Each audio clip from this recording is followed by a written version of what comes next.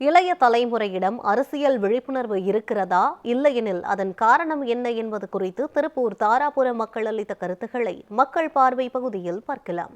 அரசியல்ங்கிறது இன்னைக்கு எல்லா மக்களும், அதுவும் முக்கியமா இளைய தலைமுறைகள் அரசியல் அமைப்புனா என்ன, அரசியல் சட்ட விதிமுறைகள் என்ன அப்படிங்கறத கண்டிப்பா தெரிஞ்சுக்கணும்.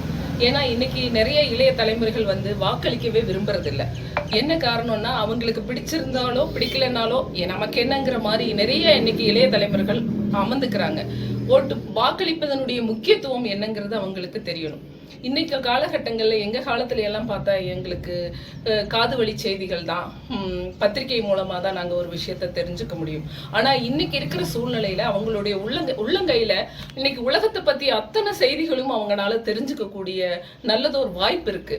அப்படி இருக்கிற காலகட்டத்துல இன்னைக்கு அரசியலினுடைய சட்டத்திட்டங்கள் விதிமுறைகள் அவங்க தெரிஞ்சுக்கிட்டு அதுக்கு யாரை தேர்வு செய்யணும் அப்படிங்கறத தெளிவுபடுத்தக்கூடிய நல்ல ஒரு வாய்ப்பு இருக்கிறதுனால கண்டிப்பா அதை பற்றி தெரிஞ்சுக்கிட்டு நல்லது ஒரு தலைவரை தேர்ந்தெடுக்கணும், நல்லது ஒரு முதலமைச்சரை நம்ம தேர்ந்தெடுக்கணும். நம்ம நாடு மேலும் அடுத்த பொசிஷனுக்கு போகணும்னா இளைய தலைமுறைகளுடைய விழிப்புணர்வு கண்டிப்பாக வேணும். உலகிலேயே அதிகமாக இளைஞர்கள் கொண்ட நாடு இந்தியா. அதிகப்படியாக தமிழ் மாநிலத்திலே இளைஞர்கள் அதிகமான விழிப்புணர்வு இருக்கிறார்கள்.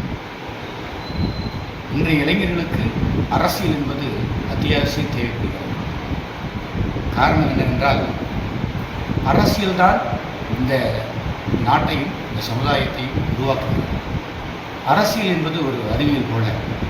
அதை புரிந்து அதை பகுத்தாராய்ந்து சரியான கண்டுபிடிப்புகளை நாம் கண்டுபிடித்தால் இந்த சமுதாயமும் இந்த நாடும் நல்வழிப்படுத்தும்.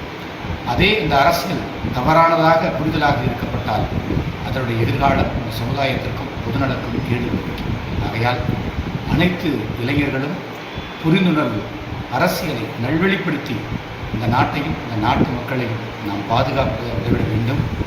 வருகின்ற காலங்கள் அரசியல் இல்லாத வாழ்க்கை இல்லை என்ற நிலைக்கு தள்ளப்பட்டிருக்கிறது. ஆகையால் இந்த இளைஞர்கள் பெரும்பாலானவர்கள் நம்முடைய வாக்குரிமையான ஜனநாயக கடமையை கண்டிப்பாக ஆற்றிட வேண்டும். இளைய தலைமுறையிடத்திலே அரசியல் விழிப்புணர்வு இருக்கிறதா என்று பார்த்தால் கண்டிப்பாக இருக்கிறது என்பதுதான் என்னுடைய கருத்து. ஆனால் அப்படிப்பட்ட விழிப்புணர்வு அவர்களுக்கு வந்துவிடக்கூடாது என்பதிலே சில அரசியல் கட்சிகள் சில தலைவர்கள் அந்த இளைய தலைமுறையை மாணவர்களை மதுவுக்கும் போதைக்கும் அடிமையாக்கி சீரழித்து வருகிறதை நாம் கண்கூடாக பார்த்து வருகிறோம். ஆகவே வரும் காலங்களிலே இளைய தலைமுறையினர்கள் தங்களுடைய வாக்குகளை 100% வாக்குப்பதிவு செய்ய வேண்டும். அதே சமயத்தில் மதுவுக்கும் போதைக்கும் அடிமையாகாமல் இருக்கக்கூடிய அப்படிப்பட்ட தலைவர்களை தேர்ந்தெடுப்பதிலே கவனமாக இருக்க வேண்டும். அப்படி இருந்தால்தான் நம்முடைய நாட்டிலே வரும் காலம் இளைய தலைமுறை அந்த தலைமுறையிடத்திலே இந்த நாடு சென்றடையும் என்பதிலே எந்த மாற்று கருத்தும் இல்லை.